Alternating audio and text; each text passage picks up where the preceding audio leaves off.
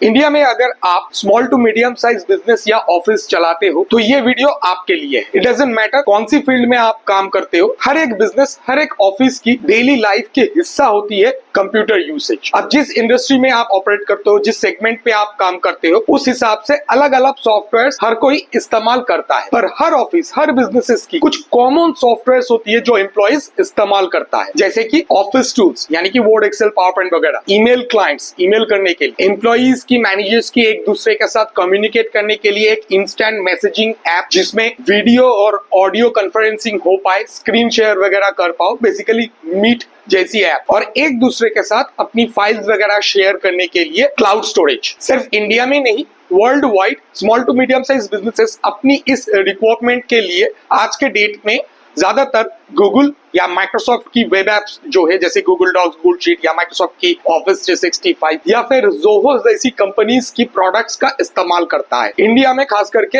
Instant messaging के लिए, video audio conferencing के लिए गूगल मीट का तो इस्तेमाल होता ही है, जूम का इस्तेमाल होता है, व्हाट्सएप की भी जबरदस्त इस्तेमाल होता है। अब इस वर्क फ्लो में दो मेजर चैलेंजेस है, दो मेजर प्रॉब्लम आई है। सिर्फ इंडिया में नहीं, world wide small to medium businesses दो मेजर चैलेंज और प्रॉब्लम फेस कर रही है। SaaS और डेटा प्राइवेसी को लेके प्रॉब्लम। SaaS का मतलब होता है सॉफ्टवेयर एज अ सर्विस। थोड़ा सा अगर रिवाइंड करते हैं हमारे वर्क फ्लो को, पहले क्या होता था, आप माइक्रोसॉफ्ट ऑफिस का अगर इस्तेमाल करते थे तो ऑब्वियसली ये एक पेड सॉफ्टवेयर है, तो आप एक लाइसेंस खरीदते थे और एक कंप्यूटर में उसे आप इस्तेमाल करने के लिए इंस्टॉल करते थे। कोई भी एम्प्लॉय उस सॉफ्टवेयर का उस कंप्यूटर में इस्तेमाल कर सकता था। आप एक ही बार वन टाइम फी देते थे उस सॉफ्टवेयर को खरीदने के लिए। पर आज के डेट में सॉफ्टवेयर और खरीदी नहीं जा सकती है। अगर आप अपनी खुद के वर्क फ्लो को ही देखोगे, अगर आप गूगल डॉक्स या माइक्रोसॉफ्ट ऑफिस वेब एप्स इस्तेमाल कर रहे हो, ये पर यूजर पर मंथ बेसिस पे software as a service chargeable बन चुका है।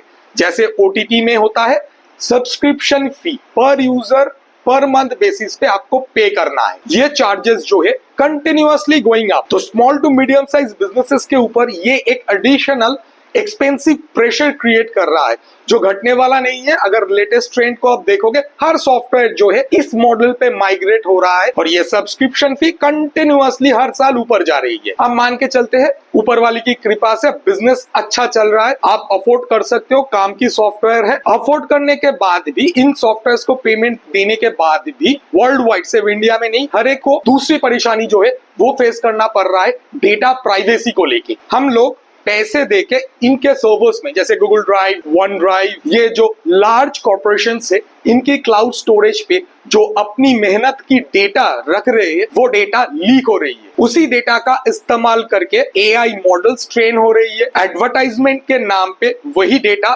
थर्ड पार्टी को सेल की जा रही है और वही AI घूम के आज 2026 में ऐसी नौबत आ गई है, आप ही की काम छीनने आ चुका है। हमारी अपनी डेटा जो हम पैसे देके वहां पे स्टोर कर रहे हैं, जो डेटा आप क्लाउड में स्टोर कर रहे हो, वो तो मेहनत से क्रिएट की गई फाइल्स है, उसकी कंट्रोल हमारे हाथ में नहीं है। ऑब्वियसली डेटा अगर लीक हो रही है तो आपकी मेहनत की डेटा की तो कोई प्राइवेसी है ही नहीं। अब इस एवर इंक्रीजिंग सब्सक्रिप्शन फी की जो चक्रव्यूह है और ये डेटा प्राइवेसी कंसर्न जो है, इससे अगर निकलना है, इससे अगर छुटकारा पाना है, तो सोल्यूशन क्या है? सेल्फ होस्टिंग, मतलब खुद के सर्वर में खुद की सॉफ्टवेयर का इस्तेमाल करना। ये सुनते ही इमीडिएटली आपके माइंड में आएगा ये तो बहुत एक्सपेंसिव अफेयर बन जाएगा। जी बिल्कुल नहीं, ये फ्री में किया जा सकता है, क्योंकि ये Google drive, one drive, Google docs या माइक्रोसॉफ्ट ऑफिस वेब ऐप, इसकी ऑल्टरनेटिव सॉफ्टवेयर्स जो खुद आप अपने सर्वर में इंस्टॉल कर सकते हो, ये बने बनाया ऑलरेडी अवेलेबल है। आपको सिर्फ इंस्टॉल ही करना है ताकि आप और आपके एम्प्लॉइज इसका इस्तेमाल कर पाए, और इस वीडियो में हम वही देखेंगे। नमस्कार, लेजी ट्यूटर के इस वीडियो एपिसोड में आपका स्वागत है। इस वीडियो में हम आपके साथ शेयर करेंगे एक step by step detail technical hands on guide, कैसे बिल्कुल फ्री में आप अपने बिजनेस के लिए, अपने ऑफिस के लिए एक always online office cloud server बना सकते हो as an alternative Google docs, Google drive, Google meet या फिर माइक्रोसॉफ्ट वेब एप्स जो माइक्रोसॉफ्ट ऑफिस 365 वन ड्राइव है, उसकी एग्जैक्ट एज एन ऑल्टरनेटिव उसे बना के उसे इस्तेमाल कर सकते हो। ये एक डिटेल टेक्निकल गाइड होगी जहां पे हम आपको दिखाएंगे कैसे आप एक highly secured, fully production ready server खुद ही बना सकते हो अपने ऑफिस में इन टोटल सेटअप को सेल्फ होस्ट करने के लिए। Before we can proceed with the tutorial, हमें जानना है कुछ प्री रिक्विजिट। जैसे आप कोई सॉफ्टवेयर इंस्टॉल करते हो, उसकी कुछ मिनिमम सिस्टम रिक्वायरमेंट रहती है। तो इस प्रोजेक्ट को करने के लिए आपके पास क्या क्या चीजें होना जरूरी है, जिसके बिना आप इस सेटअप को कर नहीं पाओगे। यहाँ पे दो तरह की प्री रिक्विजिट्स है। पहला हार्डवेयर प्री रिक्विजिट, दूसरा सॉफ्टवेयर प्री रिक्विजिट्स। हार्डवेयर प्रीरिक्विजिट्स की अगर बात करें तो पहले हमें चाहिए एक सर्वर। इनिशियली हमारे दिमाग में आएगा, ऑब्वियस सी बात है, सर्वर का मतलब डेटा सेंटर में रैक्स में रखी हुई एक्सपेंसिव हार्डवेयर। जी नहीं, फंडामेंटली एक लैपटॉप, डेस्कटॉप या एक सर्वर कंप्यूटर जो हम सोच रहे हैं दिमाग में, उसकी कोई डिफरेंस नहीं होती है। हर एक में ही CPU, GPU, RAM, storage, networking जो एक मदरबोर्ड के साथ जुड़ी हुई होती है और एक पावर सप्लाई रहता है। इन सारे चीजों को अगर एक लैपटॉप शैसी के अंदर रखी जाए तो उसे हम लैपटॉप कहते हैं। अगर एक डेस्कटॉप शैसी के अंदर रखी जाए तो उसे हम डेस्कटॉप कहते हैं। और अगर उसे हम सर्वर में रहते हैं, उस रैक जैसी जो रैक में रहता है, तो उसे हम सर्वर कहते हैं।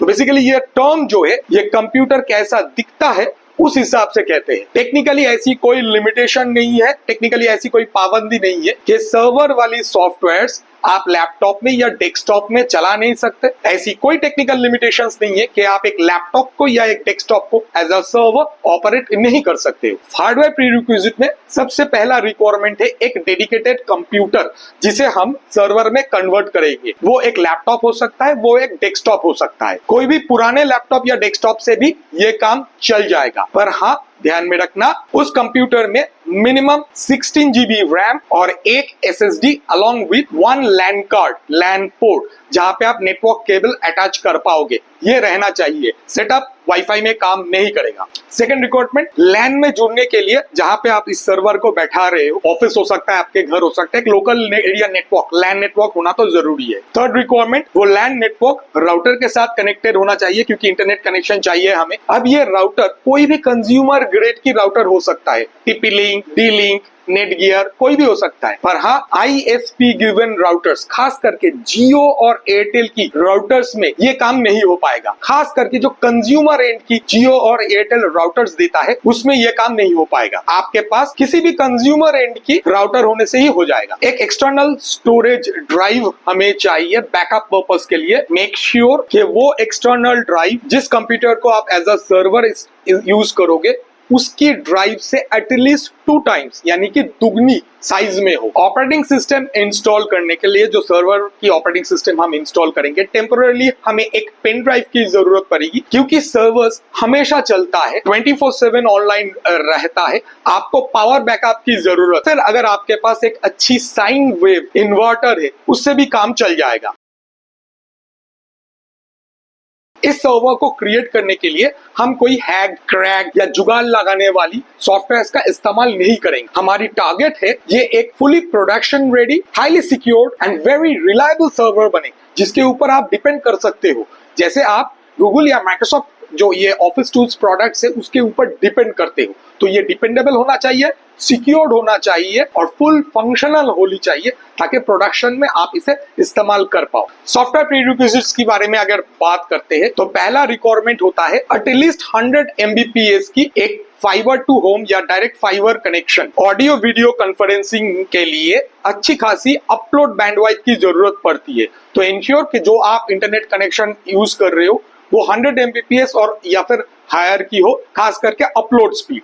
आपके पास एक डेडिकेटेड स्टैटिक पब्लिक IPv4 होना जरूरी है। एयरटेल की अगर आप बिजनेस प्लान उठा के देख लो, वो ये public IP address, static public IP address included रखता है। पर अगर आप कोई छोटी ISPs का इस्तेमाल करते हो, लोकल ISPs का इस्तेमाल करते हो, जैसे मैं भी करता हूँ, वहां पे ये एडिशनल चार्ज देके लेना पड़ता है। इसके साथ हमें चाहिए क्लाउडफ्लेयर की एक फ्री अकाउंट DNS मैनेजमेंट के लिए और एक डोमेन नेम। ये डोमेन नेम आप अपनी खुद की ऑलरेडी रनिंग डोमेन का भी इस्तेमाल कर सकते हो, उसकी एक सब डोमेन लेके, या फिर अगर आप चाहो तो एक डेडिकेटेड डोमेन नेम इस प्रोजेक्ट के लिए भी इस्तेमाल कर सकते हो। पर बिना डोमेन नेम के ये काम नहीं होगा। सॉफ्टवेयर में हमें चाहिए होगा Proxmox server, Ubuntu server LTS की latest version, Docker Compose, Nginx reverse proxy manager, उसकी ऑफिशियल Docker कंटेनर एंड हमारी इस सेटअप की बैकबोन जिसके ऊपर ये सब कुछ चलेगा वो है नेक्स्ट क्लाउड। नेक्स्ट क्लाउड की हम डॉकर AIO का इस्तेमाल करेंगे। ऑपरेटिंग सिस्टम को इंस्टॉल करने के लिए एक बूटेबल USB हमें क्रिएट करना है। इसके लिए हम विंडोज की एक फ्री टूल रूफस का ही इस्तेमाल करेंगे। तो चलिए सेटअप की ओर प्रोसीड करते हैं। वैसे इस सेटअप प्रोसेस को हमने as an article step by step guide screenshot के साथ हर एक प्रोसेस को डिटेल में हमारी वेबसाइट में एज एन आर्टिकल लिख के रखा है। तो जब इस प्रोसेस को आप करोगे उसे ओपन कर लेना, कुछ कमांड्स को कॉपी पेस्ट करना पड़ेगा। तो to refer to that tutorial so that it will be easy for you to continue with this guide. इस वीडियो में हम हैंड्स ऑन देखेंगे कैसे हम इस सेटअप को कर रहे हैं। सो फर्स्ट स्टेप, एक डेडिकेटेड कंप्यूटर को सिलेक्ट करना जिसको हम एज अ सर्वर डिप्लॉय करने वाले। आप कोई भी लैपटॉप या डेस्कटॉप का इस्तेमाल कर सकते थे। उस लैपटॉप या डेस्कटॉप में CPU जो है एटलीस्ट इंटेल की 4th जनरेशन i5 या i7 या फिर उससे ऊपर, या फिर आप AMD की Ryzen सीरीज की कोई भी जनरेशन की कंप्यूटर का इस्तेमाल कर सकते हो। नेक्स्ट हमें कुछ सॉफ्टवेयर्स को डाउनलोड करना है। हम हमारी सर्वर में as a platform operating system Proxmox server का इस्तेमाल करेंगे और प्रॉक्समॉक्स के अंदर सॉफ्टवेयर्स को एज वर्चुअल मशीन डिप्लॉय करेंगे। तो वर्चुअल मशीन में ऑपरेटिंग सिस्टम के हिसाब से हम उबंटू सर्वर LTS का इस्तेमाल करेंगे। तो हमें 2 ISO फाइल्स डाउनलोड करना है। इसके लिए आप अपनी वर्क लैपटॉप या कंप्यूटर पे आइए, कंप्यूटर के अंदर ब्राउजर ओपन करेंगे और प्रॉक्समॉक्स की ऑफिशियल वेबसाइट पे जाएंगे जो है proxmox.com। प्रॉक्समॉक्स की वेबसाइट पे डाउनलोड सेक्शन के अंदर प्रॉक्समॉक्स VE जो वर्चुअल एनवायरनमेंट है उसकी ISO इंस्टॉलर फाइल जो है उसे हमें डाउनलोड करना है। ये करीबन 2 GB की फाइल है। इसे डाउनलोड करने के बाद हम जाएंगे उबंटू की ऑफिशियल वेबसाइट ubuntu.com पे। वहां पे डाउनलोड सेक्शन के अंदर उबंटू सर्वर की LTS रिलीज जो लेटेस्ट LTS वर्जन है उसकी ISO इंस्टॉलर ISO फाइल को हम डाउनलोड कर लेंगे जो करीबन 3 GB की साइज में है। अब मैंने इन दोनों फाइल को डाउनलोड करके अपने डेस्कटॉप के एक फोल्डर में रख लिया। अब ISO फाइल्स को डाउनलोड करने के बाद नेक्स्ट स्टेप है एक बूटेबल इंस्टॉलेशन मीडिया क्रिएट करना प्रॉक्समॉक्स को अपने सर्वर में इंस्टॉल करने के लिए। इसके लिए हमें चाहिए एक पेन ड्राइव, कोई भी पेन ड्राइव से काम चल जाएगा। इंश्योर के ये 8 GB या हायर है। वैसे ये पेन ड्राइव सिर्फ टेम्पोररी इस्तेमाल में है। इंस्टॉल करने के बाद इसे आप कोई भी और दूसरे काम में लगा सकते हो। This is only for installation purpose. अब इस USB ड्राइव को अपने वर्क कंप्यूटर पे कनेक्ट करना है। उसके बाद विंडोज ऐप स्टोर जो माइक्रोसॉफ्ट स्टोर है उसे लॉन्च कीजिए और रूफर्स करके एक सॉफ्टवेयर को सर्च करके इंस्टॉल कीजिए। 2.5 MB की सॉफ्टवेयर है। इंस्टॉल होने के बाद इसे ओपन कीजिए। सिंपल सी इसकी इंटरफेस है। इंश्योर कि आपके कनेक्टेड ड्राइव जो है USB ड्राइव वो सिलेक्टेड है और नीचे जो सिलेक्ट बटन है उसके ऊपर क्लिक करके प्रॉक्समॉक्स VE ISO को सिलेक्ट करना है। उसके बाद स्टार्ट बटन पे क्लिक कीजिए और USB इंस्टॉलेशन क्रिएशन प्रोसेस को स्टार्ट कीजिए।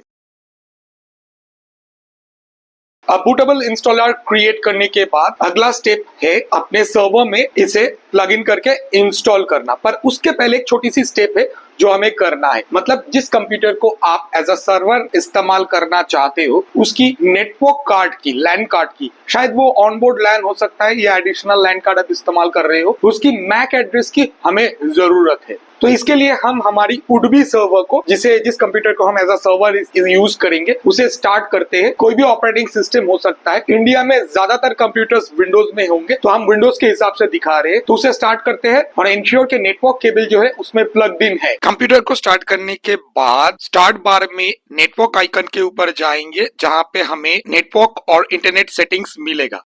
उसके अंदर यानी कि सेटिंग्स के अंदर नेटवर्क एंड इंटरनेट जहां पे इथरनेट दिखा रहा है जुड़ी हुई है, यहाँ पे इथरनेट ऑप्शन के ऊपर क्लिक करना है और हमें इथरनेट हमारी जो लैन कार्ड है इसकी डिटेल्स हमें दिख जाएगा। इसके अंदर नीचे आपको फिजिकल एड्रेस यानी कि मैक एड्रेस दिख जाएगा। तो ये जो कंप्यूटर को हम सर्वर बनाने वाले हैं इसकी मैक एड्रेस को यहां से हम कॉपी कर लेते हैं। अब इस मैक एड्रेस का हम इस्तेमाल करेंगे राउटर से सर्वर को DHCP के जरिए एक स्टैटिक लैन आईपी असाइन करने के लिए। कोई भी सर्वर को चलने के लिए एटलीस्ट लैन में ही सही स्टैटिक आईपी एड्रेस की तो जरूरत पड़ती है। इन दिस केस राउटर में इस प्रोसेस को static IP assignment local network पे या मैक बाइंडिंग ऐसा कही जा सकती है। हर एक राउटर ब्रांड की अब जो यूजर इंटरफेस है वहां पे थोड़ा अलग हो सकती है। हम एक टीपी-लिंक राउटर का इस्तेमाल कर रहे हैं, ये भी बहुत कॉमन राउटर है। डी-लिंक में, टेंडा में, नेटगियर में मोर और लेस सेम ही है। हमारी टीपी-लिंक राउटर की जो एडमिनिस्ट्रेटिव इंटरफेस है वो कुछ ऐसा दिखता है। यहाँ पे एडवांस जो ऑप्शन है, एडवांस टैब, उसके अंदर नेटवर्क सेटिंग्स के अंदर DHCP सर्वर ऑप्शन हमें मिलेगा। अब यहाँ पे add a reservation entry, address reservation के अंदर एड अ रिजर्वेशन एंट्री के ऊपर हम हमारी सर्वर की मैक एड्रेस डाल सकते हैं और आईपी एड्रेस में DHCP सर्वर की जो आईपी पुल है उससे बाहर कोई भी आईपी एड्रेस जो हमें सर्वर को एक स्टैटिक लैन आईपी एड्रेस देना है वो डाल सकते हैं। इन आवर केस हम यहाँ पे 192.168.1.46 जो है ये हमारी सर्वर की प्रॉक्समॉक्स सर्वर की स्टैटिक लैन आईपी बनेगा। तो इस एंट्री को डालेंगे और सेव कर देंगे। राउटर को एक बार रीबूट कर लेना। अब बारी है हमारे सर्वर में प्रॉक्समॉक्स सर्वर को इंस्टॉल करने का। इसके लिए सर्वर को नेटवर्क के साथ कनेक्टेड रखना है। बूटेबल यूएसबी जो हमने क्रिएट की थी उसे प्लग इन करना है और इस यूएसबी से सर्वर को बूट करना है। कैसे आप कर पाओगे यूएसबी से सर्वर? एक अपने कंप्यूटर को बूट, लैपटॉप या डेस्कटॉप की जो मदरबोर्ड की मैनुअल है वहां पे आपको मिल जाएगा कौन सी वो फंक्शन की दबाने से कंप्यूटर की बूट डिवाइस को आप चेंज कर पाओगे। तो इंश्योर के you are booting from the USB drive. अब जैसे ही हम हमारी बूटेबल यूएसबी ड्राइव से हमारी जो कंप्यूटर को हम सर्वर बनाने वाले हैं उसे बूट करते हैं, हमारे सामने आ जाएगा प्रॉक्समॉक्स वर्चुअल एनवायरनमेंट की इंस्टॉलेशन विजार्ड। यहाँ पे हमें सिलेक्ट करना है पहला option, install Proxmox VE graphical user interface के साथ। उस ऑप्शन को सिलेक्ट करके एंटर दबाना है ताकि हम आगे बढ़ पाए इंस्टॉलेशन पे। अगले पेज पे हमें मिलेगा लाइसेंसिंग एग्रीमेंट, पढ़ लीजिए उसे अगर पढ़ना है तो।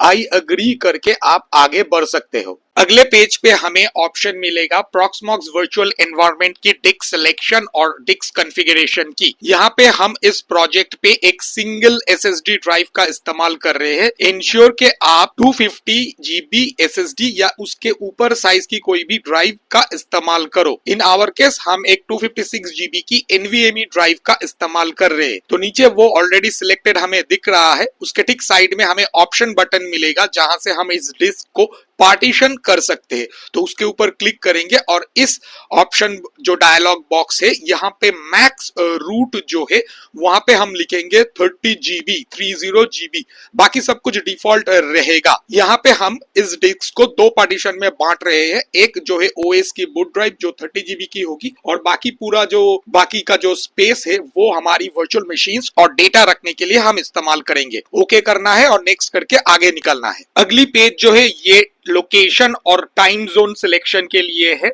आप अपने हिसाब से इन चीजों को कर लेना। इन आवर केस हम इंडिया में है, हमारी टाइम जोन जो है एशिया कोलकाता और कीबोर्ड लेआउट जो है डिफॉल्ट US इंग्लिश। तो कोई भी डिफॉल्ट चीजों को यहाँ पे हमें चेंज नहीं करना है। नेक्स्ट करके आगे निकलेंगे। अगले पेज पे हमें एडमिनिस्ट्रेटिव अकाउंट की पासवर्ड और ईमेल एड्रेस वगैरह डालनी है। अपने हिसाब से एक स्ट्रॉन्ग एडमिनिस्ट्रेटिव पासवर्ड और अपना खुद की ईमेल एड्रेस जो है यहाँ पे आप डालिए और नेक्स्ट करके आगे निकलिए। अगले पेज पे हमें मिलेगा प्रॉक्समॉक्स वर्चुअल एनवायरनमेंट की नेटवर्क कॉन्फ़िगरेशन विजार्ड। यहाँ पे ऑलरेडी एंट्रीज आ चुका है क्योंकि हमने पिछले स्टेप में राउटर में DHCP मैक बाइंडिंग के जरिए इस सर्वर को ऑलरेडी हमने एक स्टैटिक लैन आईपी असाइन कर दी। वही वैल्यूज जो है हमें यहाँ पे ऑलरेडी दिख रहा है। तो यहाँ पे कुछ भी हम चेंज नहीं करेंगे, सब कुछ डिफॉल्ट ही रहेगा। सिर्फ होस्ट नेम जो है वो अपने हिसाब से हम डालेंगे। इन आवर केस हम होस्ट नेम जो है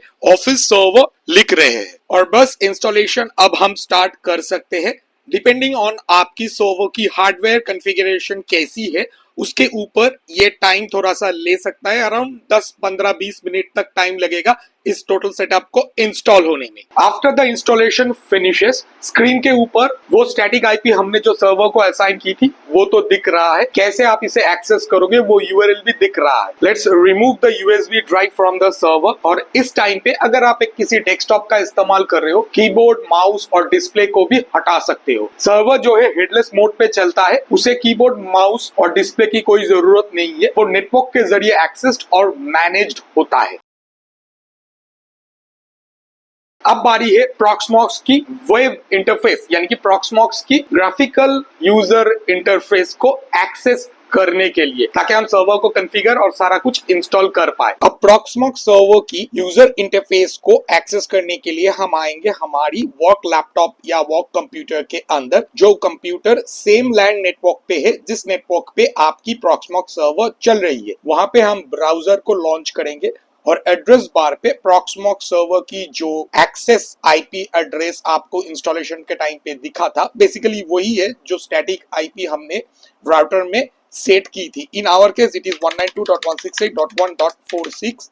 उसके बाद पोर्ट नंबर यानी कि :8006 और एंटर। ये कह रहा है कनेक्शन इज नॉट प्राइवेट, ठीक है। एडवांस पे जाएंगे और प्रोसीड। ये आ गया प्रॉक्समॉक्स वर्चुअल एनवायरनमेंट की यानी कि हमारी प्रॉक्समॉक्स सर्वर की लॉगिन यूजर इंटरफेस।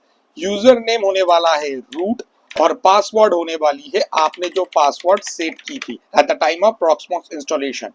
लॉगिन के ऊपर क्लिक करते हैं। ये एक वार्निंग दे रही है, नो वैलिड सब्सक्रिप्शन। हम फ्री यूज करने वाले हैं, इस चीज को लीगली ही करेंगे, फ्री की लाइसेंस पे रहेंगे। इसे हम फिक्स करेंगे अगले स्टेप पे। आगे प्रोसीड करने से पहले थोड़ा इस यूजर इंटरफेस को समझ लेते हैं, क्योंकि थोड़ा कंफ्यूजिंग लग सकता है जो पहली बार इसमें लॉगिन कर रहा है। ये इंटरफेस बेसिकली 3 हिस्सों में बटी हुई है। नीचे जो चौथा हिस्सा आपको दिख रहा है ये लॉग्स है, इसे हम मिनिमाइज कर सकते हैं। बेसिकली ये 3 कॉलम्स है, पहला, दूसरा और तीसरी। तो पहले कॉलम में पहला ऑप्शन हमें दिख रहा है डेटा सेंटर। डेटा सेंटर के अंदर जितनी भी सारी आपकी प्रॉक्समॉक्स सर्वर है वो आपको दिखेगा क्लस्टर में, क्योंकि ये हमारी क्लस्टर सेटअप नहीं है, सिर्फ एक ही सर्वर है, वही दिख रहा है। उसके ऊपर अगर हम सिलेक्ट करेंगे तो नेक्स्ट कॉलम जो है यहाँ पे सारे ऑप्शंस दिखेगा एज लाइक मेन्यू।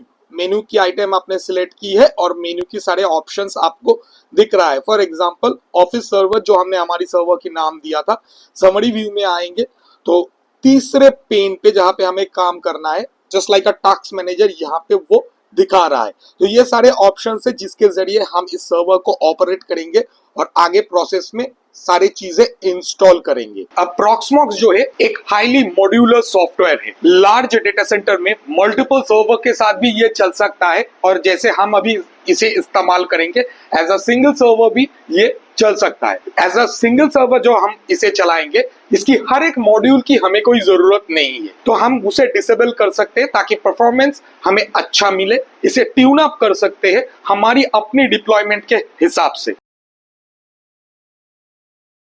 प्रॉक्समॉक्स वालों ने एक सिंगल स्क्रिप्ट हर इन सिनेरियो के लिए अलग अलग स्क्रिप्ट बना के रखा है, ताकि आप एक सिंगल स्क्रिप्ट को रन करके ये पूरी काम कंप्लीट कर पाओ। प्रॉक्समॉक्स की पीवीई स्क्रिप्ट जो चलानी है वो कहां से मिलेगा? ऑब्वियसली हमारी वेबसाइट आर्टिकल में हमने वो स्क्रिप्ट जो है दी हुई है।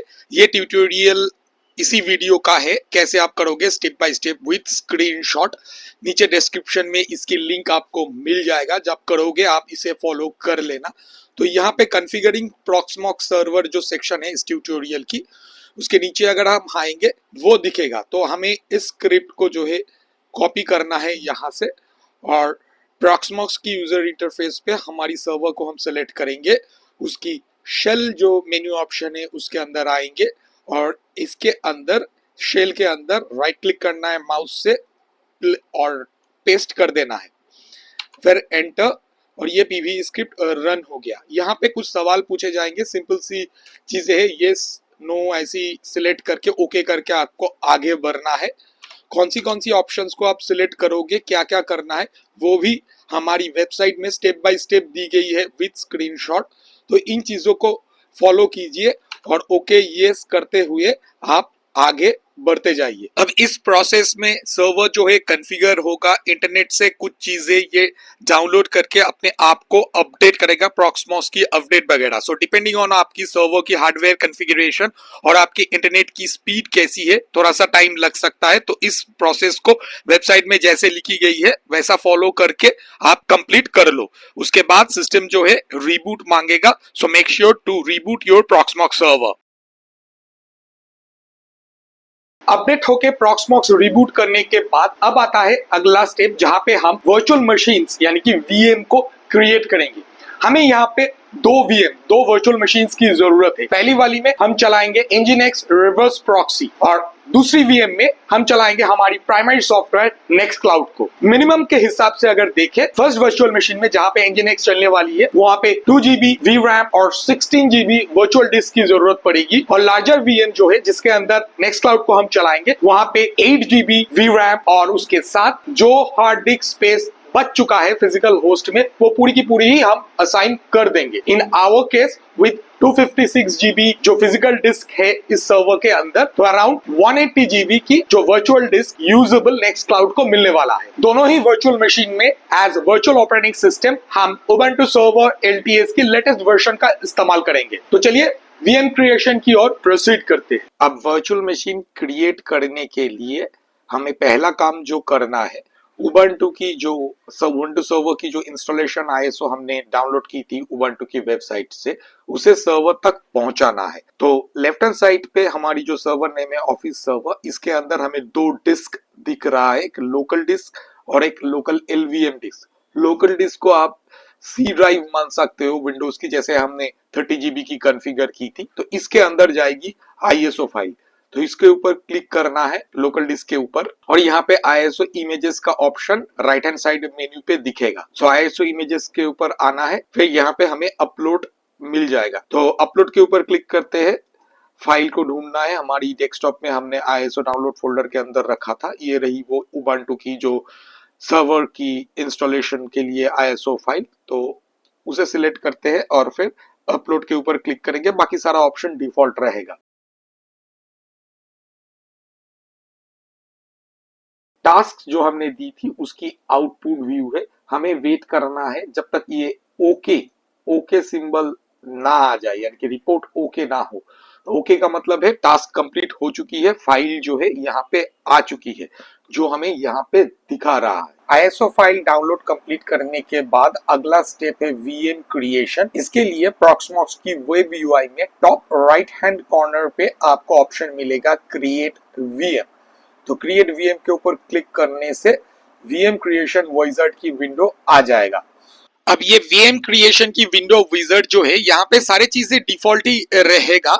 आपको कुछ एक दो जो है एंट्रीज वगैरह डालनी है। कैसे आप डालोगे वो हमारे वेबसाइट आर्टिकल में स्क्रीनशॉट के साथ हर एक स्टेप जो है एक के बाद एक विद स्क्रीनशॉट लिखी हुई है, तो इसे आप फॉलो करना और इस वीएम को क्रिएट कर लेना। हाँ, वीएम क्रिएशन के टाइम पे आपको एक बार इस वीएम की जो एक मैक एड्रेस है उसे, जैसे हमने प्रॉक्समॉक्स सर्वर की मैक एड्रेस को अपने राउटर में स्टैटिक आईपी बाइंडिंग किया था, ठीक इसी तरह से स्टैटिक आईपी बाइंडिंग के लिए इसकी मैक एड्रेस को भी आपके राउटर में डालना है और इसे एक आईपी एड्रेस जो है लैन के हिसाब से static LAN IP address assign करनी है। तो अगर लेफ्ट हैंड साइड मेन्यू के ऊपर देखोगे, ये हमारी वीएम जो है ये क्रिएट हो चुकी है।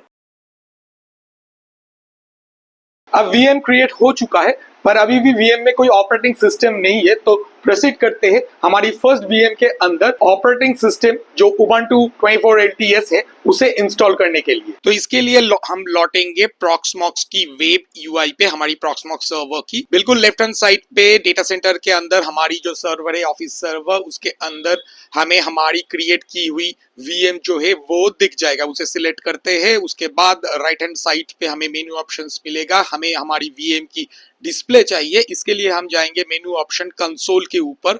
तो ये आ गया हमारी डिस्प्ले, यहाँ पे स्टार्ट बटन है, उसे दबाने से वीएम जो है ये स्टार्ट होगा और उबंटू की ISO के साथ ये बूट हो जाएगा। अब यहाँ पे आप इंस्टॉलेशन में प्रोसीड कर लो। ज्यादातर जो ऑप्शंस है वो डिफॉल्ट ही रहेगा, आप नेक्स्ट नेक्स्ट करके आगे बढ़ सकते हो। कुछ कुछ जगहों पे कुछ कुछ चेंजेस आपको करनी पड़ेगी, वो हमने हमारी वेबसाइट आर्टिकल पे स्टेप बाय स्टेप ये प्रोसेस को भी हमने एज ट्यूटोरियल जो है उसे लिख के रखा है, तो उसे आप फॉलो करो और वीएम की जो है इंस्टॉलेशन उसे आप कंप्लीट कर लो। अब वर्चुअल मशीन में ऑपरेटिंग सिस्टम इंस्टॉल होने के बाद इसे अपडेट वगैरह कॉन्फ़िगर वगैरह कुछ करना है, तो इसे एक्सेस करना है। इसकी दो प्रोसेस है। पहला, आप इस प्रॉक्समॉक्स की यूआई जो है यहां से भी कर सकते हो ब्राउजर के जरिए, या फिर अपने वर्क कंप्यूटर जो सेम लैन नेटवर्क पे है उसकी विंडोज की कमांड प्रॉम्प्ट के जरिए भी कर सकते हो। दोनों तरीके से काम होता है, आप वही प्रोसेस चॉइस कर लेना जो आपको आसान और सही लगे, क्योंकि हमें सिर्फ कुछ कमांड्स को कॉपी पेस्ट ही करना है जो हमारी वेबसाइट आर्टिकल में लिखी हुई है, एक के बाद एक कॉपी पेस्ट करोगे। अब वीएम को एक्सेस करने के लिए पहला तरीका जो है वो है प्रॉक्समॉक्स की यूआई के साथ। तो यहाँ पे लेफ्ट हैंड साइड पे हमें वीएम को सिलेक्ट करना है, इंश्योर कि it is on running state. उसके बाद राइट हैंड मेन्यू ऑप्शन में कंसोल पे आएंगे तो वीएम की जो है CLI लॉगिन स्क्रीन हमें दिख जाएगा। यहाँ पे यूजर नेम जो आपने अपनी उबंटू जो वीएम इंस्टॉलेशन के टाइम पे क्रिएट की थी वही है इसकी यूजर नेम, और पासवर्ड आपने जो अपना खुद का password eight the time of Ubuntu installation create की थी वही है। उसे उन दोनों को एंटर करने से वीएम लॉगिन हो गया है। ये CLI जो है वीएम की, उबंटू वीएम की, वो हमें मिल जाएगा। अब सेकेंड प्रोसेस जो है वो विंडोज की कमांड प्रॉम्प्ट से है। तो इसी मशीन में हम कमांड प्रॉम्प्ट को ओपन करते हैं विंडोज की, और यहाँ पे कमांड जो है वो होगा SSH स्पेस आपकी उबंटू वीएम की जो यूजर नेम है वो @ उबंटू वीएम की जो स्टैटिक लैन आईपी एड्रेस है वो। अब एंटर, देन आप वो वीएम की जो पासवर्ड है वो डालोगे और आपकी वीएम के अंदर ये लॉगिन हो चुका है। अब वीएम के अंदर लॉगिन करने के बाद ये जो उबंटू ऑपरेटिंग सिस्टम है इसे अपडेट करने के लिए हम खोलेंगे हमारी वेबसाइट आर्टिकल को। इसके अंदर उबंटू सर्वर LTS अपडेट की जो सेक्शन है वहां पे कुछ कमांड्स दी हुई है। उन कमांड्स को आपको कॉपी और पेस्ट करके रन करना है। वेबसाइट से कॉपी करके इस कमांड प्रॉम्प्ट के अंदर आके उबंटू के अंदर पेस्ट करना है और रन करना है। एक के बाद एक रन करके आखिरी वाली कमांड पे ये जो है सिस्टम इंटरनेट से जो भी अपडेट्स वगैरह है वो डाउनलोड करेगा और इंस्टॉल करके रीबूट हो जाएगा। अब वर्चुअल मशीन के अंदर ऑपरेटिंग सिस्टम उबंटू अपडेटेड है, कॉन्फ़िगर्ड है, रेडी टू यूज है। अगला स्टेप है सॉफ्टवेयर को इंस्टॉल करना। यहाँ पे हमें प्राइमरीली एक ही सॉफ्टवेयर की जरूरत है, वो है डॉकर और डॉकर कंपोज। इंस्टॉलेशन प्रोसेस बिल्कुल सिंपल है, जैसा हमने किया कुछ कमांड्स को आपको हमारी वेबसाइट आर्टिकल से कॉपी पेस्ट ही करना है। तो इसके लिए हम लौटेंगे हमारी वेबसाइट की जो ट्यूटोरियल है इस टॉपिक के उसके ऊपर। यहाँ पे अगला सेक्शन जो है इंस्टॉलिंग डॉकर और डॉकर कंपोज की है। इसके अंदर जो कमांड्स है उसे एक के बाद एक हमें कॉपी पेस्ट करके रन करना है। आखिरी कमांड से कुछ चीजें जो है इससे कुछ चीजें जो है इंटरनेट से इस वीएम के अंदर डाउनलोड होके इंस्टॉल होगा। डिपेंडिंग ऑन आपकी हार्डवेयर की कॉन्फ़िगरेशन क्या है और इंटरनेट की स्पीड, ये थोड़ा सा टाइम ले सकता है। अब तो डॉकर और डॉकर कंपोज इंस्टॉल हो चुका है। अगला स्टेप है Nginx रिवर्स प्रॉक्सी को इंस्टॉल करना। इसके लिए हम Nginx प्रॉक्सी मैनेजर की ऑफिशियल डॉकर कंटेनर इमेज का इस्तेमाल करेंगे। प्रोसेस बहुत सिंपल है, जैसा प्रीवियस स्टेप्स में हमने किया। कुछ कमांड्स को ही कॉपी पेस्ट करना है ताकि इंटरनेट से वो हमारे वर्चुअल मशीन में डाउनलोड होके इंस्टॉल हो पाए। तो इसके लिए हम आएंगे हमारी वेबसाइट की आर्टिकल में, जहां पे Nginx प्रॉक्सी मैनेजर की डॉकर कंटेनर डिप्लॉयमेंट की सेक्शन है। वहां पे जो कमांड्स दी गई है उसे हमें एक के बाद एक कॉपी पेस्ट करना है और रन करना है हमारी इस Nginx उबंटू वीएम के अंदर। Nginx प्रॉक्सी मैनेजर को जैसा हम प्रॉक्समॉक्स को वेब ब्राउजर के जरिए एक्सेस कर रहे हैं अपने लैपटॉप से, ठीक वैसे ही आप उसे भी एक्सेस कर सकते हो नेटवर्क पे किसी भी कंप्यूटर में वेब ब्राउजर के जरिए। अब डॉकर कंटेनर डिप्लॉयमेंट कंप्लीट होने के बाद हम ब्राउजर में और एक टैब ओपन कर लेते हैं। यहाँ पे हम एड्रेस बार में डालेंगे ये Nginx की उबंटू वीएम की जो स्टैटिक आईपी है। In our case static line IP जो है वो है 192.168.1.48, उसके बाद कोलन और पोर्ट नंबर होगी 81 पोर्ट पे ये Nginx प्रॉक्सी मैनेजर चल रही है।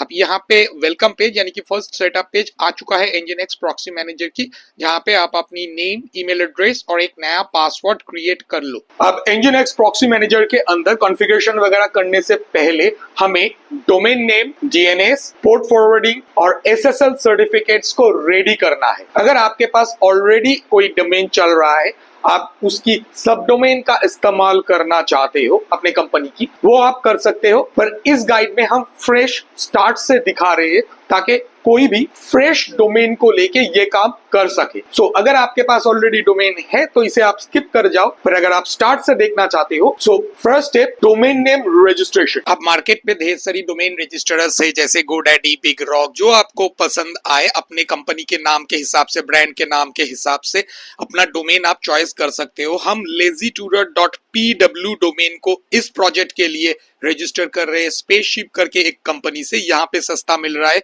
60 रुपीज अराउंड, जो 1 साल के लिए हम इस डोमेन को बुक कर लेते हैं।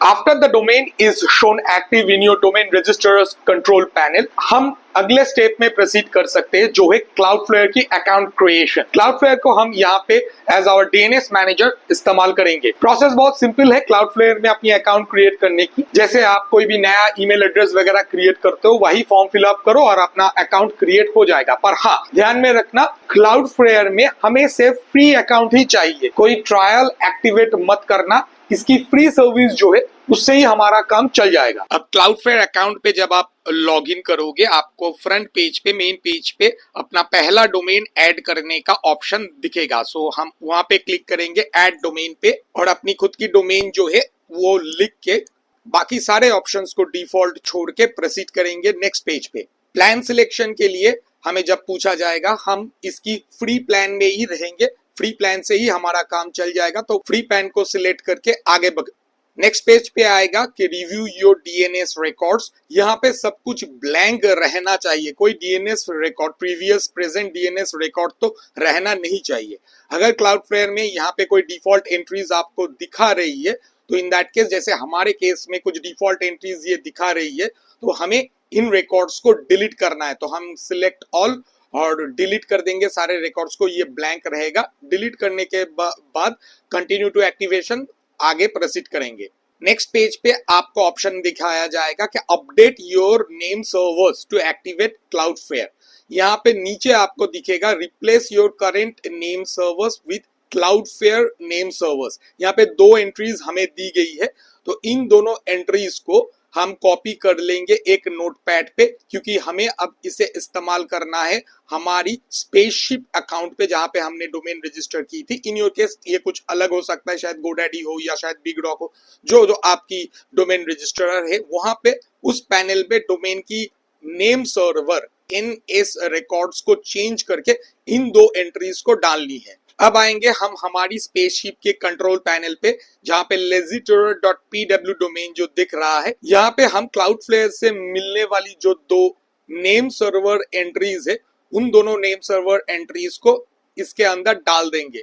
इन केस अगर कोई दूसरा नेम सर्वर एंट्री यहाँ पे ऑलरेडी है, तो उसे आपको डिलीट करना है और इन 2 Cloudflare से मिलने वाली नेम सर्वर एंट्रीज को आपको डालनी है। Cloudflare में भी सेम वेटिंग है आपके लिए, जब तक ये एक्टिव ना आ जाए आपकी डोमेन Cloudflare अकाउंट पे, तब तक आपको वेट करना है। नॉर्मली स्पीकिंग वही 15 to 30 minutes max to max लगता है, पर कभी कभार इंटरनेट की अपनी स्लो डाउन के लिए ब्रॉडर एस्पेक्ट पे ये DNS प्रोपगेशन में थोड़ा सा टाइम लग सकता है। तो जब तक Cloudflare अकाउंट पे आपकी डोमेन एक्टिव स्टेटस में ना दिखाए, तब तक वेट करना है, अगले स्टेप पे प्रोसीड नहीं कर पाएंगे। Once the domain is shown active in your Cloudflare account, we can proceed towards the next step, that is DNS configuration.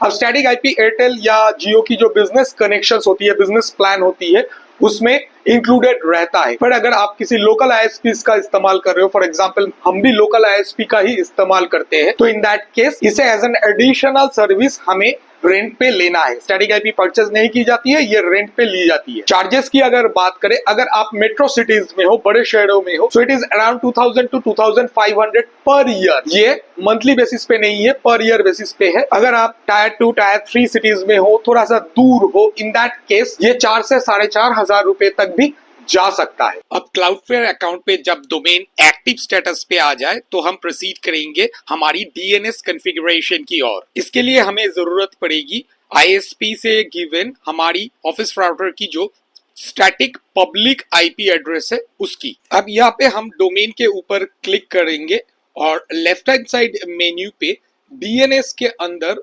Records के अंदर जाएंगे। यहाँ पे हमें कुछ एंट्रीज डालनी है। जहां पे ऐड रिकॉर्ड बटन है वहां पे क्लिक करना है और 2 एंट्री हमें करनी है। क्या एंट्री करनी है वो हमारे वेबसाइट पे जो आर्टिकल है वहां पे आपको दिख जाएगा। एक ए रिकॉर्ड और एक सी नेम रिकॉर्ड जो है हमें यहाँ पे क्रिएट करनी है। तो आप अपने डोमेन के हिसाब से इस गाइड को फॉलो करके अपनी जो डीएनएस रिकॉर्ड्स 2 रिकॉर्ड्स आपको क्रिएट करना है वो यहाँ पे आप ऐड कर लीजिए। Next step is to obtain the Cloudflare API key, जिसके जरिए हम हमारी लोकल एनजीएक्स सर्वर में एसएसएल सर्टिफिकेट्स को क्रिएट कर पाए। अब टोकन क्रिएशन के लिए क्लाउडफ्लेयर अकाउंट पे राइट हैंड साइड पे टॉप पे आपको यूजर आइकॉन मिलेगा, उसके ऊपर क्लिक करना है और प्रोफाइल के अंदर जाना है। यहाँ पे आपको लेफ्ट हैंड साइड पे एपीआई टोकन का ऑप्शन मिलेगा, तो इसके ऊपर क्लिक करना है। ऑलरेडी मेरे में एक टोकन क्रिएटेड है, आप में ये ब्लैंक रहेगा, आपको जाना है क्रिएट टोकन के ऊपर। Next option edit DNS zone, use template, और इस टेम्पलेट पे जोन रिसोर्स के सब कुछ डिफॉल्ट रहेगा, सिर्फ जोन रिसोर्सेस के अंदर अपनी डोमेन, जिस डोमेन की आप टोकन ले रहे हो उसे सिलेक्ट करना है। पेज के नीचे स्क्रॉल करेंगे और कंटिन्यू टू समरी, और यहाँ पे आ गया आपकी क्रिएट टोकन का ऑप्शन। इस क्रिएट टोकन पे क्लिक करने से ही आपकी टोकन जनरेट हो जाएगी, जो एक लंबी सी स्ट्रिंग ऑफ लेटर्स आपको दिखेगा जिसे आपको कॉपी करना है। इस लंबी टोकन की को जो नंबर आया है कहीं पे सेव करके रखना, इसका ही इस्तेमाल हम करेंगे हमारे एनजीएक्स सर्वर में एसएसएल सर्टिफिकेशन के लिए।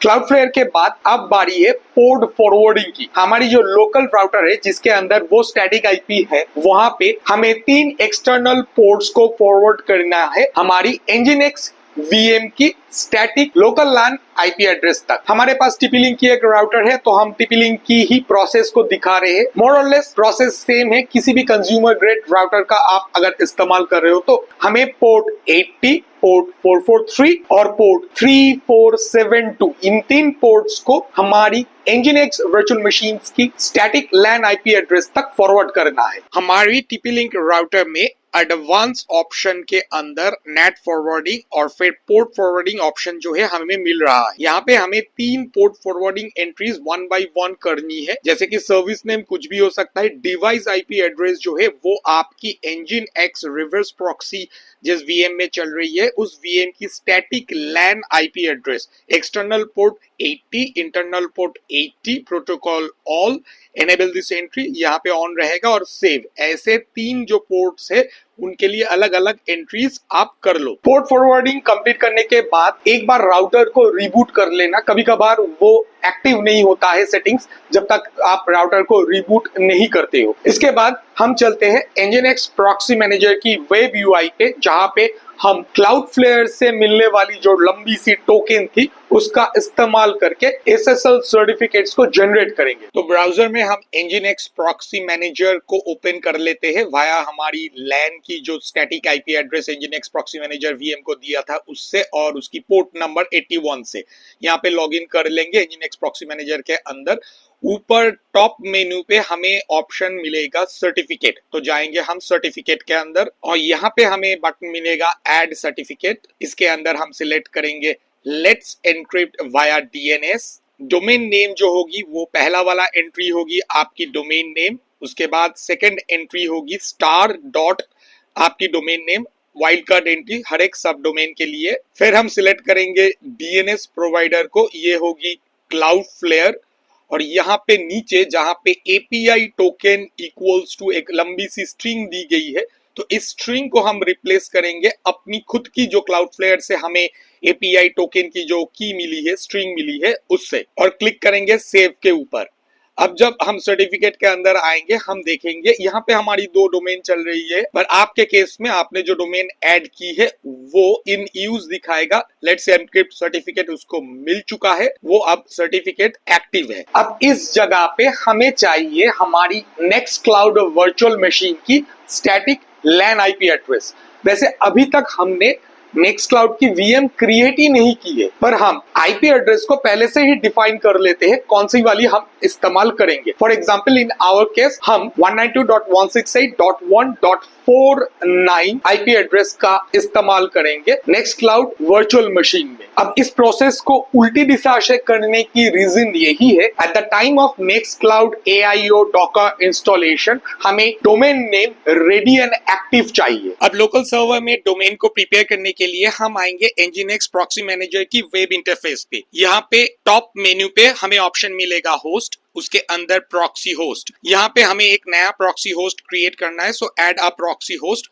ये आ जाएगा ऐड प्रॉक्सी होस्ट की कॉन्फ़िगरेशन विजार्ड। तो यहाँ पे क्या क्या ऑप्शन आपको डालनी है ये हमारी वेबसाइट आर्टिकल पे लिखी हुई है, एडिंग अ होस्ट सेक्शन के ऊपर विद स्क्रीनशॉट। इसे आप फॉलो कर लीजिएगा। फॉर एग्जांपल डोमेन नेम की जगह आप अपनी खुद की डोमेन नेम देना और बाकी यहाँ पे लिखी हुई है, तो उस हिसाब से हम यहाँ पे ऐड कर लेंगे। For example in our case domain name nc.lazytutor.pw, हम चाहे तो lazytutor pw डायरेक्टली भी इस्तेमाल कर सकते हैं, पर सब डोमेन में हम इसे बांट रहे हैं। तो nc.lazytutor.pw हमारी नेक्स्ट क्लाउड की डोमेन नेम होने वाली है। स्कीम रहेगा http फॉरवर्डेड होस्ट नेम और आईपी एड्रेस। ये रहेगा हमारी नेक्स्ट क्लाउड वीएम की static LAN IP address, port number 11000। ये सारी इंफॉर्मेशन जो है आपको यहाँ पे मिल जाएगा, क्या क्या आपको करनी है। नेक्स्ट हम एसएसएल में जाएंगे और एसएसएल सर्टिफिकेट की ड्रॉप डाउन से हम हमारी डोमेन की जो एसएसएल सर्टिफिकेट है उसे सिलेक्ट कर लेंगे। क्या ऑप्शन इसके अंदर सिलेक्ट करना है वो भी यहाँ पे दी हुई है, तो आप उस हिसाब से स्क्रीनशॉट्स के साथ देख सकते हो और उस हिसाब से अपना वाला डोमेन जो है आप ऐड कर लो nginx प्रॉक्सी मैनेजर के अंदर। अब बारी है नेक्स्ट क्लाउड वर्चुअल मशीन को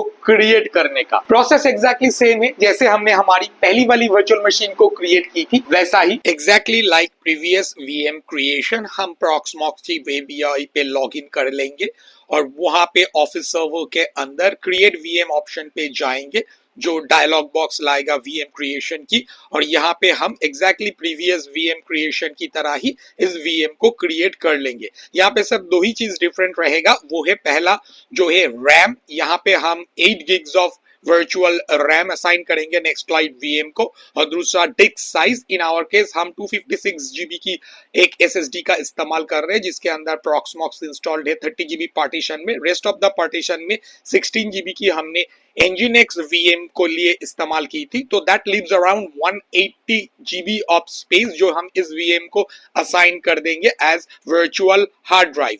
और इस VM की जो मैक एड्रेस है वो हम जैसे प्रीवियस वीएम में किए थे, एक रैंडम मैक एड्रेस जनरेटर से मैक एड्रेस को जनरेट कर लेंगे और राउटर में हम इस वीएम को एक static line IP address assign करेंगे जो पहले से ही डिसाइडेड है, इन आवर केस 192.168.1.49। अब अगले स्टेप में हमें ऑपरेटिंग सिस्टम मतलब इस सेकंड वर्चुअल मशीन में जो उबंटू हमने इंस्टॉल किया था उसको अपडेट करना, कॉन्फ़िगर करना और डॉकर कंपोज जो है उसे इंस्टॉल करना। एग्जैक्ट सेम प्रोसेस है जैसा हमने दिखाया वर्चुअल मशीन 1 क्रिएट करने के टाइम पे। अपडेट, कॉन्फ़िगर और डॉकर को इंस्टॉल कर लेंगे, सिर्फ कुछ कमांड्स को कॉपी पेस्ट करना है हमारी वेबसाइट से।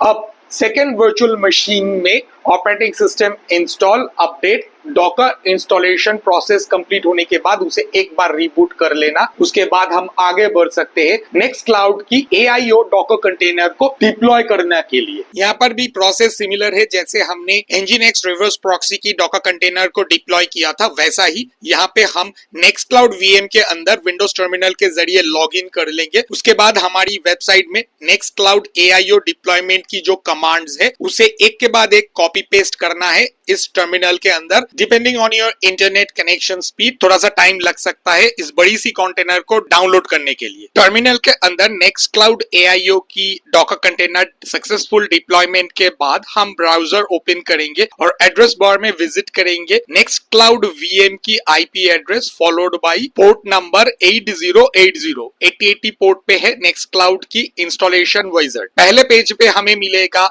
नेक्स्टक्लाउड एआईओ इंस्टॉलेशन विजार्ड पे लॉगिन करने का पास फ्रेज। इसे हम एज इट इज इस लंबी सी पास फ्रेज को पासवर्ड को हम एज इट इज कॉपी कर लेंगे एक नोटपैड के अंदर। फिर नीचे जो open Nextcloud AIO login button है वहां पे क्लिक करेंगे और नेक्स्टक्लाउड एआईओ लॉगिन इंस्टॉलेशन की जो स्क्रीन है इसके अंदर उस पासवर्ड को पेस्ट करेंगे और लॉगिन के ऊपर क्लिक करना है। ये आ गया नेक्स्टक्लाउड एआईओ की कॉन्फ़िगरेशन विजार्ड। पहला ऑप्शन जो हमें करना है वो है डोमेन नेम। ये जो डोमेन नेम हमने हमारी इंजन एक्स रिवर्स प्रॉक्सी में सेटअप की थी वही होगा। So in our case it is nc.lazytour.pw। Submit करेंगे इसे। बाकी सब कुछ डिफॉल्ट ही रहेगा, सिर्फ नीचे एक ऑप्शन है डॉकर सॉकेट प्रॉक्सी, इसे हम एनेबल कर लेंगे और बाकी जो डिफॉल्ट एनेबल है वही रहने देंगे, कुछ एक्स्ट्रा हम यहाँ पे ऑन नहीं करेंगे। फिर सेव चेंजेस के ऊपर क्लिक करना है और ऊपर download and start containers button के ऊपर क्लिक करना है और ये स्टार्ट कर देगा नेक्स्टक्लाउड एआईओ की इंस्टॉलेशन प्रोसेस को। अब इस प्रोसेस में almost 3 GB of data internet से डाउनलोड होगा इंस्टॉलेशन के लिए। सो डिपेंडिंग ऑन योर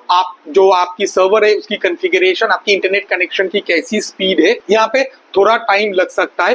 तो धीरज के साथ with patience wait till the process completes. Now after waiting almost half an hour हमारी नेक्स्टक्लाउड की इंस्टॉलेशन जो है वो कंप्लीट हो चुकी है और स्क्रीन के ऊपर हमें नेक्स्टक्लाउड की रूट एडमिनिस्ट्रेटिव यूजर की यूजर नेम और पासवर्ड मिल रहा है जिसके जरिए हम हमारी नेक्स्टक्लाउड अकाउंट पे लॉगिन कर सकते हैं। इसके लिए हम ब्राउजर को ओपन करेंगे और नेक्स्टक्लाउड की जो यूआरएल है मतलब डोमेन नेम हमने जो सेटअप की थी nc.lazytour.pw, आपके केस में आपकी खुद की अलग होगी, इससे हम विजिट कर सकते हैं नेक्स्टक्लाउड को। अब नेक्स्टक्लाउड जो है ऑनलाइन है, इंटरनेट से कहीं से भी नेक्स्टक्लाउड को अब एक्सेस किया जा सकता है। यहाँ पे यूजर नेम और पासवर्ड एडमिनिस्ट्रेटिव यूजर की जो है हमें मिला है तो हम उसे एंटर कर लेते हैं और नेक्स्टक्लाउड पे लॉगिन कर लेते हैं। तो नेक्स्टक्लाउड पे लॉगिन हो चुका है हमारी एडमिनिस्ट्रेटिव यूजर के साथ। यहाँ पे पहला काम हमें जो करना है वो 3 एप्लीकेशंस हमें इंस्टॉल करनी है। इसके लिए हम right hand side top corner पे यूजर आइकॉन के ऊपर जाएंगे। जैसे अब ये एडमिन यूजर है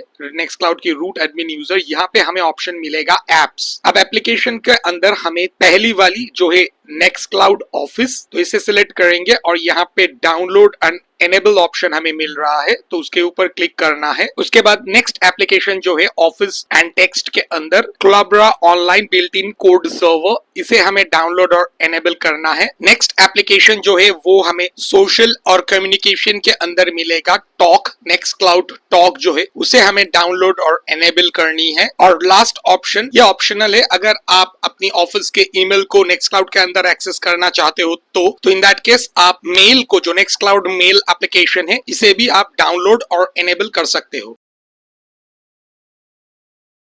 अब इंस्टॉलेशन के बाद हम क्विकली एक बार नेक्स्टक्लाउड की यूसेज प्रोसेस को देख लेते हैं। This is very similar to Google Drive, Microsoft OneDrive या गूगल डॉक्स या माइक्रोसॉफ्ट ऑफिस 365 जैसे काम करता है, ये वैसा ही है। फॉर एग्जांपल कोई भी यूजर अपनी डेस्कटॉप या लैपटॉप के ब्राउजर से आपके डोमेन जो है इन आवर केस nc.lazytour.pw यहाँ पे लॉग इन कर सकता है और उसे ऐसी डैशबोर्ड जो है नेक्स्टक्लाउड की दिखने के लिए मिल जाएगा। फॉर एग्जाम्पल यहाँ पे फाइल्स है, टॉक मतलब मीट जो नेक्स्टक्लाउड जो मीट के जैसे काम करता है, वीडियो कॉन्फ्रेंसिंग या फिर चैटिंग एप्लीकेशन, ईमेल, अगर आपकी ऑफिस की ईमेल अकाउंट आप यहाँ पे सेट कर लोगे तो आपको ईमेल मिल जाएगा, कैलेंडर वगैरह स्टैंडर्ड सेटअप। ऊपर आपको टैब्स में इसकी ऑप्शंस मिल जाएगा। फॉर एग्जांपल फाइल्स जहाँ पे ज्यादातर लोग काम करेंगे, जैसे गूगल ड्राइव या वन ड्राइव में होती है, आपकी नेक्स्टक्लाउड की जो आपकी जो यूजर है उसकी अपनी फाइल स्ट्रक्चर वगैरह दिख रहा है। फॉर एग्जांपल डॉक्यूमेंट्स के अंदर आप कोई भी फाइल को ओपन कर सकते हो ब्राउजर में,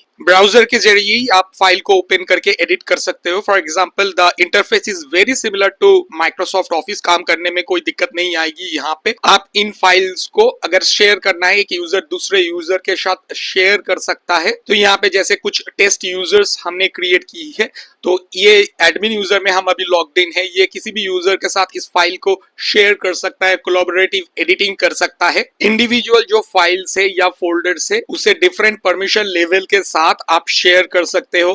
कोई यूजर अगर चाहे तो यहाँ पे न्यू बटन जैसा है, आप अपलोड कर सकते हो, नए फाइल्स फोल्डर क्रिएट कर सकते हो। इसी के अंदर आप डॉक्यूमेंट्स, स्प्रेडशीट, प्रेजेंटेशन, एक नया फाइल लॉन्च करके काम कर सकते हो। सिर्फ यही नहीं, नेक्स्ट क्लाउड की अपनी डेस्कटॉप और मोबाइल क्लाइंट्स भी अवेलेबल है। फॉर एग्जांपल नेक्स्ट क्लाउड की वेबसाइट से आप देख सकते हो नेक्स्ट क्लाउड फाइल्स और नेक्स्ट क्लाउड टॉक जो है मीटिंग की एप्लीकेशन है, जो मोबाइल, एंड्रॉयड और iOS के लिए अवेलेबल है, और डेस्कटॉप में विंडोज, मैकिंटॉश, लिनक्स, हर चीज के लिए ये दो क्लाइंट जो है अवेलेबल है। फॉर एग्जांपल गूगल ड्राइव जैसे आप इंस्टॉल करते हो, यहाँ पे हमने नेक्स्ट क्लाउड टॉक और नेक्स्ट क्लाउड की जो है फाइल एप्लीकेशन को इंस्टॉल कर ली है। यहाँ से आप सिंकिंग कर सकते हो। फॉर एग्जांपल इस यूजर ने अपनी डॉक्यूमेंट्स फोल्डर के अंदर नेक्स्ट क्लाउड की जो फाइल्स है उसको सिंक कर ली है। तो ये जो फाइल हमें नेक्स्ट क्लाउड की ड्राइव में, हमारी ऑफिस क्लाउड सर्वर की ड्राइव में दिख रहा है, इसी यूजर के लिए वो लोकली भी अवेलेबल है। आप चाहो तो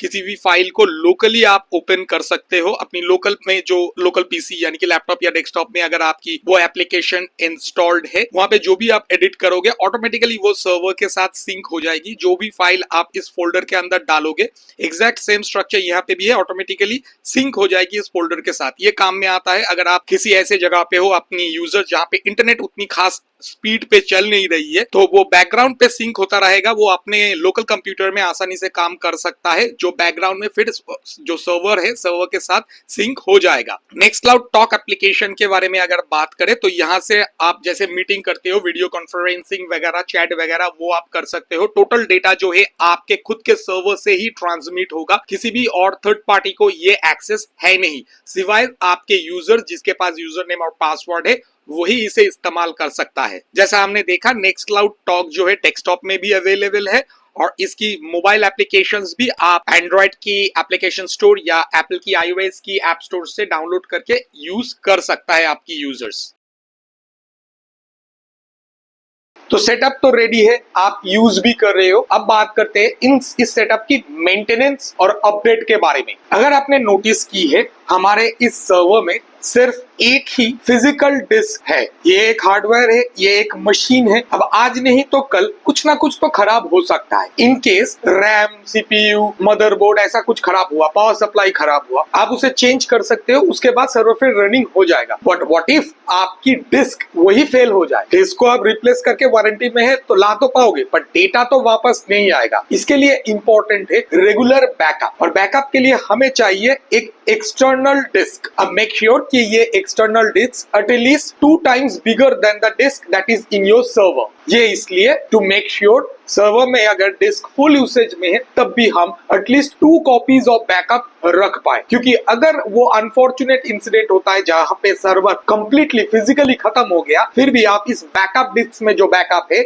उसके जरिए चीजों को एज इट इज रिस्टोर कर सकते हो। अब इस यूएसबी डिस्क को हमने हमारी प्रॉक्समॉक्स सर्वर की यूएसबी पोर्ट पे कनेक्ट करना है। उसके बाद प्रॉक्समॉक्स के डैशबोर्ड पे हम हमारे सर्वर को सेलेक्ट करेंगे और नीचे disk option right hand side menu पे हमें दिखेगा, तो वहां पे जाएंगे। SDA आपकी ऑनबोर्ड जो सिंगल डिस्क सेटअप है वो है, और SDB ये जो हमने नया USB ड्राइव प्लग इन की है वो दिखा रहा है। अगर नहीं दिखा रहा है so you can just hit reload to ensure कि ये यहाँ पे शो अप हो जाए। अभी इस प्रोसेस को भी हमने डिटेल में डॉक्यूमेंटेशन में हमारी वेबसाइट आर्टिकल पे लिखा है, जहाँ पे आपको डेटा बैकअप और डिजास्टर रिकवरी के अंदर विद स्क्रीनशॉट ये ट्यूटोरियल में भी दिखेगा। तो यहाँ पे क्या करना है, हमें डिस्क को सिलेक्ट करना है, पहले वाइप डिस्क, उसके बाद डिस्क को सिलेक्ट करके इनिशियलाइज डिस्क विद GTP ऊपर की ये जो ऑप्शन है, देन हम डिस्क को सिलेक्ट करेंगे और नीचे यानी कि हमारी इस मेन्यू ऑप्शन में डायरेक्टरी जो ऑप्शन है इसके अंदर जाएंगे। यहाँ पे हमें क्रिएट डायरेक्टरी, हमारी जो नया डिस्क है वो दिख रहा है SDB बी, इसे सिलेक्ट करेंगे, फाइल सिस्टम ext4, नेम देना है एक, अपने हिसाब से आप कुछ भी नेम दे सकते हो। फॉर इन आवर एग्जांपल हम बैकअप एक्सटर्नल एसएसडी ऐसा लिख रहे हैं फॉर इजी आइडेंटिफिकेशन। फिर क्रिएट को हिट करना है। वैसे ये टोटल प्रोसेस जो है, क्या करना है क्या नहीं करना है, ये हमने यहाँ पे लिख के रखा है। टास्क फिनिश हो चुकी है हमारे यहाँ पे। अगर आप लेफ्ट हैंड साइड मेन्यू पे देखोगे तो बैकअप एक्सटर्नल एसएसडी जो हमने नाम दी थी वो डिस्प्ले हो रही है। अब वर्चुअल मशीन को बैकअप करने के लिए इंडिविजुअल वीएम को हमें सिलेक्ट करना है। उसके अंदर आपको बैकअप ऑप्शन दिखेगा, वहां पे जाना है और ऊपर बैकअप नाउ बटन मिल जाएगा। इन ऑप्शन को आपको क्या करना है क्या नहीं करना है, यहाँ पे भी हमने हमारे ट्यूटोरियल में डिटेल में लिखा है कौन से ऑप्शन को आपको सिलेक्ट करना है। सिंपल थिंग है, एक्सटर्नल एसएसडी जो हमने कनेक्ट की थी वो सिलेक्टेड होना चाहिए। मोड जो है स्टॉप में रहेगा और यहाँ पे आप नोट्स पे डेट वगैरह जो भी है easy identification of the backup लिख सकते हो। देन आपको बैकअप बटन के अंदर हिट करना है। अब ये थोड़ा सा टाइम ले सकता है, पहले ये वीएम को शट डाउन करेगा और उसके बाद वीएम की जो टोटल वर्चुअल डिस्क है विद कॉन्फ़िगरेशन वगैरह पूरी की पूरी चीज जो है आपके लोकल डिस्क से एक्सटर्नल जो डिस्क आपने कनेक्ट की थी बैकअप में वहां पे कॉपी होगा। तो ये टाइम थोड़ा सा ले सकता है डिपेंडिंग ऑन आपकी वीएम की साइज कितनी बड़ी है। ये काम जो है हमें दोनों के साथ ही करना है, दोनों वीएम के साथ। जब ये टास्क कंप्लीट हो जाएगा, टास्क ओके मैसेज आपको दिख जाएगा, मतलब बैकअप जो है कंप्लीट हो चुका है, वीएम खुद ब खुद ऑटो रिस्टार्ट हो जाएगा। अब मेंटेनेंस की अगर बात करें, यहाँ पे दो चीजें हैं, पहला हार्डवेयर मेंटेनेंस, दूसरा सॉफ्टवेयर मेंटेनेंस। वैसे सर्वर से अगर आप कोई छेड़खानी नहीं करोगे फिजिकली, सर्वर को हार्डवेयर की कोई फिजिकल मेंटेनेंस की, रेगुलर मेंटेनेंस की जरूरत नहीं है। सॉफ्टवेयर मेंटेनेंस की अगर बात करें, यहाँ पे हमें रेगुलर बेसिस पे चीजों को अपडेट करना है ताकि हमें सिक्योरिटी और फीचर के हिसाब से लेटेस्ट सॉफ्टवेयर की अपडेट्स मिल जाए। पहला हमारी प्लेटफॉर्म को, यहाँ पे हम प्रॉक्समॉक्स को इस्तेमाल कर रहे हैं तो प्रॉक्समॉक्स की अपडेट पहला है। सेकेंडली वर्चुअल मशीन में जो ऑपरेटिंग सिस्टम और सॉफ्टवेयर चल रहा है, फॉर एग्जांपल उबंटू और डॉकर, उसकी। और थर्ड जो हमारी यूसेज की सॉफ्टवेयर है, एनजीएनएक्स और नेक्स्ट क्लाउड की एआईओ कंटेनर, इन दोनों की। तो चलिए देखते हैं इसे हम कैसे करेंगे। अब प्लेटफॉर्म अपडेट करने का मतलब होता है प्रॉक्समॉक्स की अपडेट। तो प्रॉक्समॉक्स की अपडेट के लिए हम प्रॉक्समॉक्स की वेब यूआई पे आएंगे और यहाँ पे अपना सर्वर सिलेक्ट करेंगे और नीचे हमें मिल जाएगा अपडेट्स। तो इसके अंदर आएंगे और यहाँ पे बटन है रिफ्रेश, इसे हम क्लिक करेंगे तो ये चेक कर लेगा कोई एक्स्ट्रा अपडेट्स हमारी प्रॉक्समॉक्स इंस्टॉलेशन के लिए अवेलेबल है या नहीं। तो इन आवर केस हमें जो दिख रहा है 2 अपडेट्स अवेलेबल है। इसे परफॉर्म करने के लिए हमें जाना है अपग्रेड ऑप्शन के ऊपर, इसके ऊपर क्लिक करना है और फिर यस हम जो है वाई की को कीबोर्ड के जरिए दबाएंगे जो पॉपअप आया है वहां पे, और हमारी प्रॉक्समॉक्स की जो इंस्टॉलेशन है वो इंटरनेट से अभी अपडेट्स जो है डाउनलोड करके ऑटोमेटिकली इंस्टॉल कर लेगा। ये अपडेट हमारी कंप्लीट हो चुकी है। Always make sure to reboot your server after you perform an update. अब वर्चुअल मशीन्स की अपडेट के लिए हम लॉगिन कर लेंगे इंडिविजुअल वर्चुअल मशीन के अंदर। हमारे यहाँ पे 2 चलने वाले हैं, एनजीएनएक्स के लिए, एक नेक्स्ट क्लाउड के लिए। तो यहाँ पे हमारी वेबसाइट में आर्टिकल में अपडेट और मेंटेनेंस सेक्शन के अंदर कुछ कमांड्स दी गई है अपडेट करने वाली। तो इन कमांड्स को हमें इंडिविजुअल वर्चुअल मशीन में 1 बाय 1 एग्जीक्यूट करना है। बहुत सिंपल है ये काम। जस्ट आपको कमांड्स जो है उसे कॉपी और अपने टर्मिनल में पेस्ट करना है, एंटर, फिर कॉपी और अपने टर्मिनल में पेस्ट करना है और फिर एंटर दबा के एग्जीक्यूट करना है। वन थिंग टू रिमेम्बर, जब आप अपडेट कर रहे हो, बिफोर द अपडेट एक बैकअप ले लो, क्योंकि रेयर केसेस में ऐसा होता है, हमेशा नहीं, बहुत ही रेयर केसेस में ऐसा होता है, अपडेट की वजह से something breaks and your setup is not working. तो अगर वैसा कुछ होता है तो आप आसानी से 1 क्लिक से ही पूरी की पूरी सेटअप को प्रीवियस स्टेट पे, अपडेट से प्रीवियस स्टेट में अपनी बैकअप का इस्तेमाल करके रिस्टोर कर सकते हो। वैसे वीडियो ऑलरेडी बहुत लंबा खींच चुका है, पर थोड़ा सा टाइम और लेंगे क्योंकि कुछ चीजें के बारे में बात करना जरूरी होता है। फॉर एग्जांपल टोटल सेटअप की पॉजिटिव्स तो हमने समझ ली है, देख लिया है कैसे सब कुछ होता है, इजी टू यूज है, पर कुछ नेगेटिव्स भी है जो आपको पता रहना चाहिए before you proceed with the installation. पहली चीज जो आपको कंसिडर करना है वो है कॉस्ट। वीडियो के शुरू में हमने कहा था ये आप बिल्कुल फ्री में कर सकते हो। हाँ, टेक्निकली स्पीकिंग अगर आपके पास ऑलरेडी सब कुछ अवेलेबल है तो हाँ, सॉफ्टवेयर के हिसाब से वो तो टोटल फ्री है। आप टोटल ये जो हार्डवेयर है वो ऑलरेडी आपके पास है तो उसको भी आप फ्री में यूज कर सकते हो। पर हर एक के पास तो नहीं होगा, अगर है भी फिर भी वो डेडिकेटेड बन गया इस सर्वर के लिए, उसकी और कोई यूसेज नहीं है, तो उसका तो कुछ कॉस्ट है ना। आप सेकेंड हैंड ही खरीदो सही या फिर आप नया लो, तो वो कॉस्ट इस सेटअप को डालने के लिए आपको फैक्टर में लेना है। सिमिलरली आप शायद 30 Mbps वाली एयर फाइबर से आपका ऑफिस का काम निपटा रहे थे, पर इसमें तो होगा नहीं, आपको चाहिए फाइबर ऑप्टिक वाली एटलीस्ट 100 Mbps और हायर की कनेक्शन, तो वो एडिशनल इंटरनेट की जो स्पेंडिंग है वो आपको अफोर्ड करना है। Then comes the static IP part, अगर आपके पास है नहीं तो उसे भी आपको रेंट पे लेना है, वो भी एक एडिशनल कॉस्ट है। अगर आपके पास डोमेन नहीं है, आप फ्रेश डोमेन का इस्तेमाल कर रहे हो, उसकी भी कॉस्ट आपको फैक्टर में लेना है। Then comes the maintenance part, यहाँ पे भी कोई इंसान को तो अवेलेबल होना है बैकअप लेने में, इस सर्वर को अपडेट करने में, तो वो टाइम कंज्यूम करेगा उसका। आप खुद करते हो, किसी एम्प्लॉय को आप इस काम के लिए असाइन करते हो, तो उस HR कॉस्ट को आपको फैक्टर में लेना है। The last thing is electricity, क्योंकि एक कंप्यूटर को अगर आप 24/7 365 चला रहे हो तो कुछ ना कुछ महीने के बाद इलेक्ट्रिसिटी बिल तो बैठेगा, थोड़ा सा ही सही। फॉर एग्जांपल ये हमारी डेस्कटॉप को अगर हम 24/7 365 चलाते हैं तो अराउंड 300 to 350 रुपीज कोलकाता की इंटरनेट जो इलेक्ट्रिसिटी कॉस्ट है उस हिसाब से अगर देखें तो बैठता है महीने का। And last of all performance, depending on आप जिस कंप्यूटर का इस्तेमाल कर रहे हो, सर्वर क्रिएशन, उसकी कॉन्फ़िगरेशन क्या है, नंबर ऑफ यूजर्स कितना है उस हिसाब से, और आपकी इंटरनेट कनेक्शन की अपलोड स्पीड क्या है, इन चीजों के ऊपर आपकी एक्चुअल परफॉर्मेंस इस सेटअप की डिपेंड करेगा। अगर डेटा प्राइवेसी आपके लिए मैटर करता है और इसकी कॉस्ट बेनिफिट सब्सक्रिप्शन मॉडल से सस्ता आता है, तो इन दैट केस आप जरूर कंसीडर कर सकते हो इस सेटअप को डालने के लिए। वैसे कोई डाउट है, कोई सवाल है, कुछ पूछना चाहते हो, कुछ बताना चाहते हो, कमेंट सेक्शन आपके लिए है, आप पूछ सकते हो, बता सकते हो। हमसे जितना बन पाएगा हम रिप्लाई देने की कोशिश जरूर करेंगे। वैसे वीडियो बहुत लंबा खींच गया है, पर हमने कोशिश की है